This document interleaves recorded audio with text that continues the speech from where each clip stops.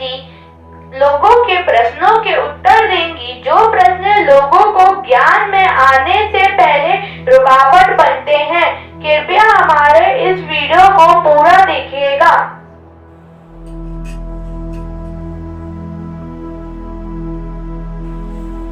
मेरा नाम गगन है। मैं ब्रह्म कुमारी दीदी के साथ बैठा हूँ। मेरा उनसे ये प्रश्न है कि उनके यहाँ वह कहते हैं कि भगवान पढ़ाते हैं, तो वास्तव में क्या भगवान पढ़ाते हैं? आप अपने अनुभव से बताइए दीदी। ओम शांति। तुम्हारा प्रश्न बहुत अच्छा है और इसका उत्तर मैं अपने अनुभव के आधार से बताऊंगी कि कैसे यहाँ भगवान पढ़ाते हैं। वो मेरे जीवन के जो अनुभव है उनको आज आपसे शेयर करूंगी। मेरा पहला अनुभव है कि मैंने बचपन से ही धार्मिक पुस्तकों का बहुत अध्ययन किया और उन पुस्तकों में ज़्यादातर ये पढ़ा कि किसी भक्त ने या साधक ने बहुत तपस्या की और तपस्या करके भगवान प्रसन्न हो गए और प्रसन्न होकर के भगवान ने जब वर मांगने को कहा तो उसने अमरता का या मैं नहीं मरूं या किसी तरीके से ऐसे वरदान मांगे जिससे कि भगवान ने उनको वरदान दे दिया। अब वरदान मिलने के बाद उसने अहंकार के बस दूसरों को प्रताड़ना करना, सताना, दुख देना ऐसे शुरू कर दिया। जब जनता बहुत दुखी हुई, त्राहिमाम करने लगी तो भगवान के पास जाकर फिर प्रार्थना की कि मुझे इसके पापों से बचाओ, इसके अत्याचारों से बचाओ। तो भगवान ने किसी न किसी रूप से उसका अंत कर दिया। ज्यादातर धार्मिक पुस्तकों में मैंने ऐसा ही पढ़ा था, लेकिन जब मैंने इस ज्ञान में आई तो यहाँ पर मेरे परमात्मा के महावाक्यों में पढ़ा कि परमात्मा ने कहा कि बच्चे तुम्हें अपने अंदर की बुराइयों का संहार करना है, किसी दूसरे के अंदर की बुराइयों का संहार नहीं करना। पहले अपने आप को अच्छा बनाओ, तब तुम दूसरों को भी अच्छा बना सकते हो। तो अगर के मुझे लगा कि ऐसा ज्ञान देने वाला केवल भगवान के सिवाय और कोई दूसरा नहीं हो सकता। दूसरी बात, मैंने इसमें धार्मिक पुस्तकों में पढ़ा था कि कलयुग केवल नाम धारा, सुमेर सुमेर नर उतरे पारा। तो मैं अक्सर यही समझती थी कि सीताराम सीताराम या राधे श्याम कहने या ओम नमः शिवाय मंत्र जाप करने या रामायण गीता पढ़ने से ही भगवान प्रसन्न हो जाते हैं और उनसे प्राप्ति, सब कुछ प्राप्ति हो सकती है। लेकिन जब मुझे इस ज्ञान में आई तब मुझे पता चला कि भगवान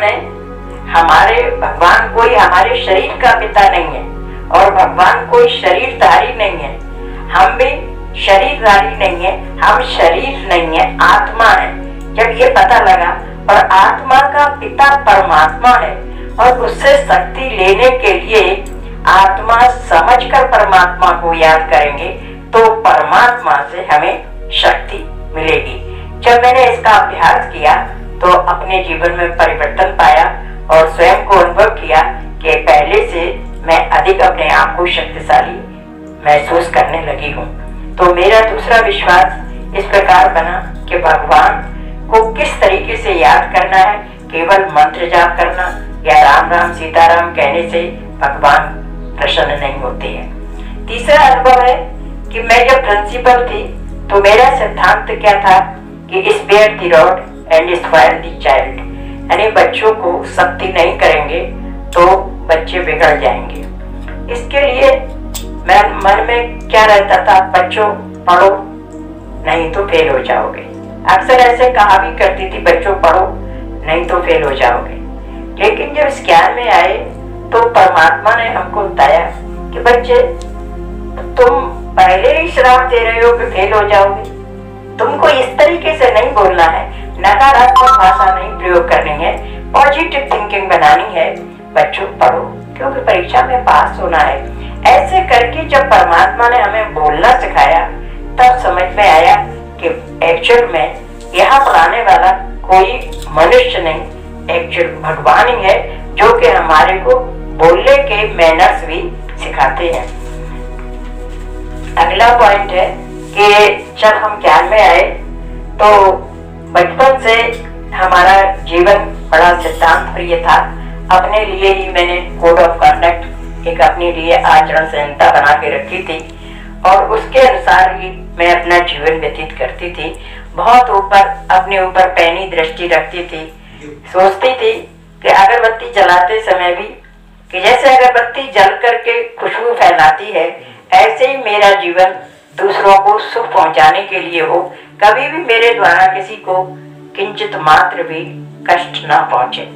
ऐसे मेरे जीवन का सिद्धांत था, दूसरों को किसी को भी कष्ट नहीं देना है। लेकिन जब मन में भी किसी के लिए कोई विचार नहीं लाना है, मन में कभी कभी फिर भी आ जाता था, मुंह से तो नहीं बोलती थी लेकिन मन में आ जाता था बदले की भावना।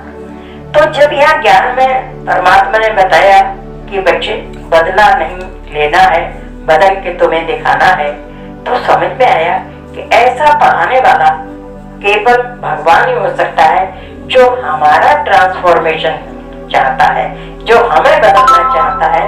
तो वो बदले की भावना भी खत्म होती गई। अगला अनुभव है कि बचपन में रामायण में मैंने पढ़ा था कि जब जब हुई धर्म की ग्लानि बालय अचुरदम अभिमानी तब तब धर्म प्रभु मनुष्य शरीरा हरय कृपा निधि सज्जन वीरा। गीता में भी पढ़ा था यदा यदा धर्मस्य ग्लानिर्भवत् भारत अभ्युत्थानं धर्मस्य तदात्मानं सृजाम्यहम् परित्राणाय साधूनां विनाशाय च दुष्कृतां धर्म संस्थापनार्थाय संभवामि युगे युगे। लेकिन फिर भी भक्ति में जैसे मानते हैं कि कण कण में भगवान है, सब में भगवान है, तो ये भी मानती थी कि भगवान सब में है, सर्वव्यापी है। और रामायण गीता के जो अभी जो दोहे बताए आपको वो भी मानती थी। लेकिन जब इस ज्ञान में आई तब समझ में आया कि असल में भगवान सर्वव्यापी है, तो फिर आएगा कहाँ से? फिर तो हमारी रामायण गीता में गलत लिखा है। अगर रामायण गीता की बात को सही मानते हैं तो जो मान्यता है कि भगवान सर्वव्यापी है, कण कण में है, आता है, वो आप कण कण में है, तो कैसे होगा? कैसे संभव हो सकता है कि जब आएगा तो निश्चित ही कण कण में नहीं होगा? तो ये भूल अपनी समझ में आई। तो कहते हैं ना, शिव जब तीसरा नैन उगारा देखत काम भयु जरछारा। तो ज्ञान का जब तीसरा नेत्र खुला तब समझ में आया कि भगवान सर्वव्यापी नहीं है, इस समय आकर आत्माओं को जीवन जीने की कला सिखा रहे हैं। इसके साथ ही साथ नेक्स्ट अनुभव है कि जब मैं प्रिंसिपल थी तो मेरे सिद्धांत प्रिय जीवन था। जैसा कि मैंने पूर्व में बताया कि मेरा बचपन से ही सिद्धांत प्रिय जीवन था।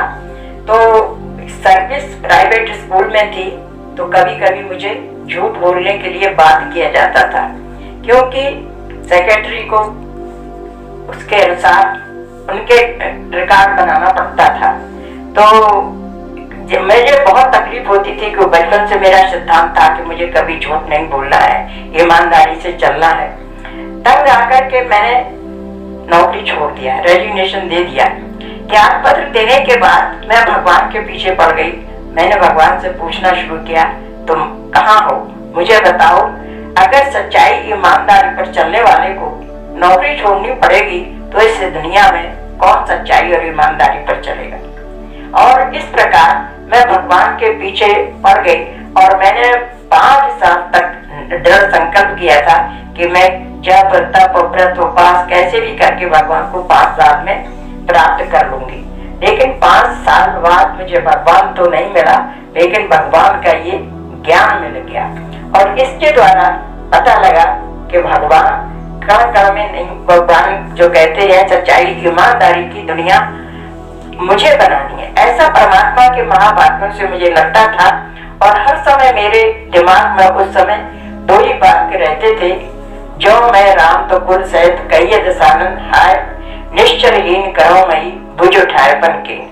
तो ये 2 महावाक्य हर समय मन में रहते थे और लगता था कि भगवान मेरे से ये काम कराना चाहता है। तो ये मेरा दूसरा तीसरा अनुभव रहा। नेक्स्ट अनुभव है कि मेरा एकांत प्रिय स्वभाव था। बचपन से ही ज्यादा किसी से मिक्सअप होने की नेचर नहीं थी। जब इस ज्ञान में आई तो भगवान की आज्ञा के अनुसार मैंने जीवन यापन करना शुरू किया। जब जीवन यापन शुरू किया तो परिवार के जो पति और बच्चे लोग थे वो मेरे एंटी हो गए। मैंने भगवान से अमृत वेले उठती थी, योग लगाती थी, पूछती थी भगवान मैंने तो आपकी आज्ञा का पालन किया है, मेरे से क्या गलती हो गई क्यों मुझे ये परिवार के लोग नाराज रहते हैं। कुछ समझ में ही नहीं आता था। लेकिन भगवान उस समय मुझे दिखाई तो नहीं देते थे, लेकिन उनकी आवाज सुनाई देती थी और आवाज में कहते थे परमात्मा बच्चे तो मैं अनुभवी बना रहा हूँ, बच्चे तो मैं परफेक्ट बना रहा हूँ, तो मैं होशियार बना रहा हूँ। तो इस प्रकार के महावाक्य जब सुनती थी तो मैं कमरे में चारों तरफ देखती थी कि आवाज किसकी आ रही है। मैं तो यहाँ अकेली बैठी हूँ योग में, लेकिन ये आवाज किसकी आती है जो परमात्मा मुझे ढाढ़स बनाने के लिए कहते थे। तब मैं बड़े दावे से ये बात कहती थी कि परमात्मा माउंट आबू वालों को क्या प्यार करता होगा जितना मुझे प्यार करता है। परमात्मा के उस स्नेह, उस मतलब अभिव्यक्ति से ही मैं उनके ज्ञान में चल पाई, नहीं तो शायद मैं नहीं चल पाती।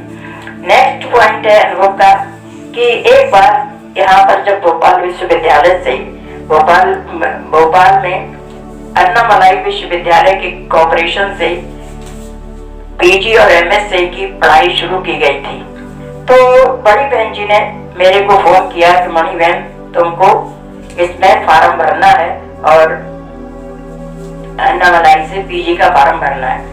मैंने फार्म बड़ी बहन जी की आज्ञा पालन करने के लिए फार्म भर दिया। हालांकि मेरा अब इस एज में पढ़ाई में कोई इंटरेस्ट नहीं था और न ही कोई डिग्री लेने की महत्वाकांक्षा थी, लेकिन बड़ों की आज्ञा पालन करना है इस उद्देश्य से मैंने फार्म भर दिया।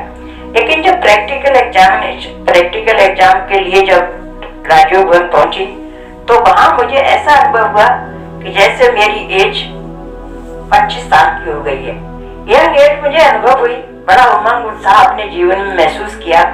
और फिर जब एनुअल एग्जामिनेशन का समय आया तो राजीव भवन में कोई कार्यक्रम था, तो सारे दिन कार्यक्रम में बिजी होने के कारण पढ़ाई नहीं कर पाई।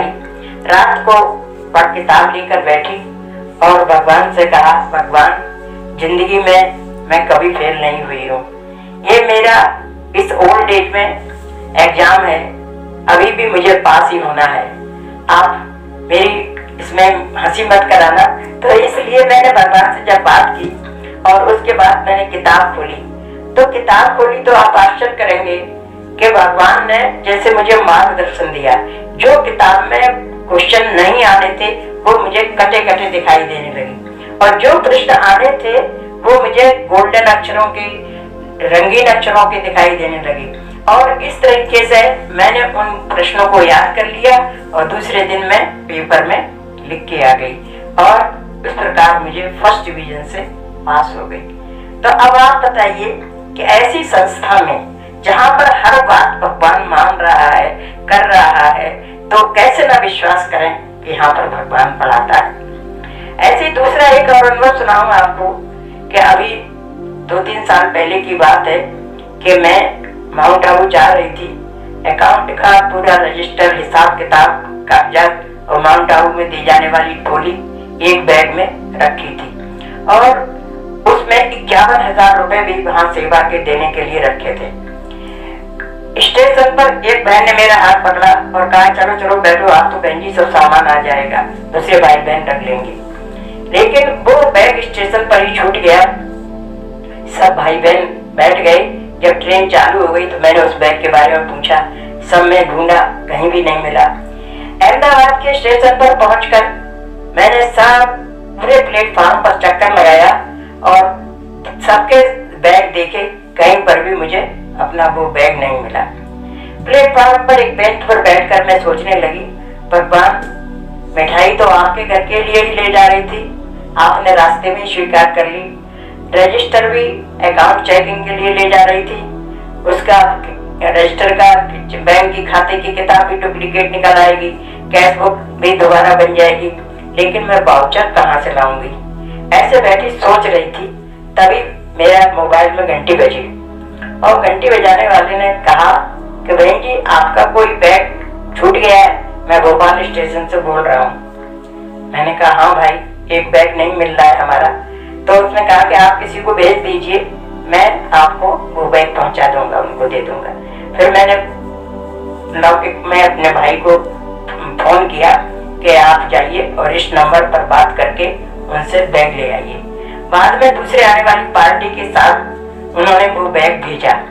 तो मुझे आश्चर्य लगा कि मैंने कहा देखो भगवान कितना मददगार होता है अपने बच्चों का, कि मैं तो यही सोच रही थी कि अब बैग मिलेगा, कहाँ से मिलेगा, कहाँ चला गया, लेकिन भगवान ने उस बैग को मेरे पास पहुंचा दिया।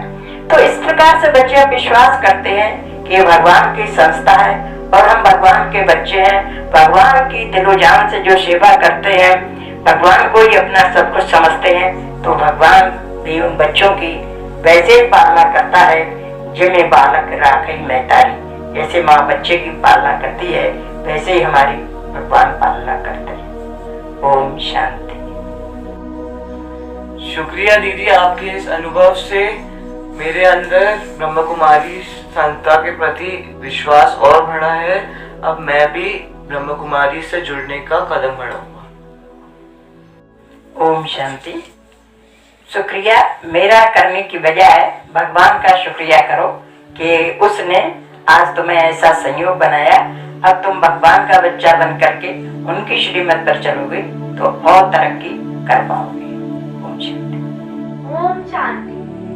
हमारा मनोबल बढ़ाने के लिए व ऐसे और वीडियो पाने के लिए हमारे चैनल को सब्सक्राइब, लाइक, शेयर व बेल आइकन का बटन दबाइएगा।